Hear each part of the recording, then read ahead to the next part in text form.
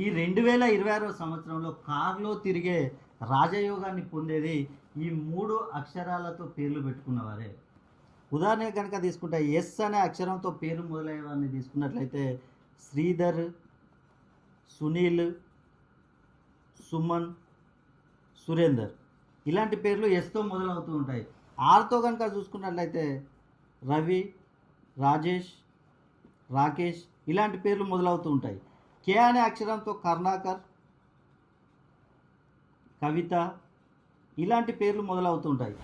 ఇలా ఎస్ఆర్కే అనే అక్షరాలతో పేర్లు మొదలయ్యే వారికి ఇక నుండి అద్భుతమే. ఎందుకంటే ఈ ఎస్ అనేది గురువుకు సంబంధించిన నంబరు 3 చాల్దియన్ సిస్టమ్ ప్రకారం కనుక మనం చూసుకున్నట్లయితే. అదేవిధంగా ఆర్మర్ కే అనే అక్షరాలకు చాల్దియన్ సిస్టమ్ ప్రకారం చూసుకుంటే 2 అంటే చంద్రుడు.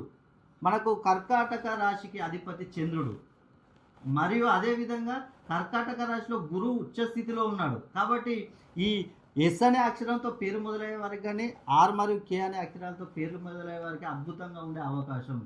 వీరికి ఇక నుండి అనుకున్న పనులు మొత్తం సెట్ అవుతాయి. అదేవిధంగా చూసుకున్నట్లయితే వీరు ఎవరి దగ్గర డబ్బులు తీసుకున్నా కూడా డబ్బులు ఇచ్చే అవకాశం ఉంటుంది. దేనిపైన పెట్టుబడులు పెట్టినా కూడా వీరికి లాభాలు అనేటివి వచ్చే అవకాశం ఉంటుంది. అదేవిధంగా రుణ బాధల నుండి బయటపడతారు. ఏ వ్యాపారం చేసినా కూడా వ్యాపారంలో లాభాలు, వివాహాలు కూడా సెట్ అయ్యే అవకాశం ఉంటుంది. కాబట్టి మీరు ఎస్ఆర్కే అనే అక్షరాలతో పేర్లు పెట్టుకొని మీకేమైనా ప్రాబ్లమ్స్ ఉన్నట్లయితే ఒక్కసారి మీ పేరులో సంఖ్యాబలాన్ని పెంచుకోండి.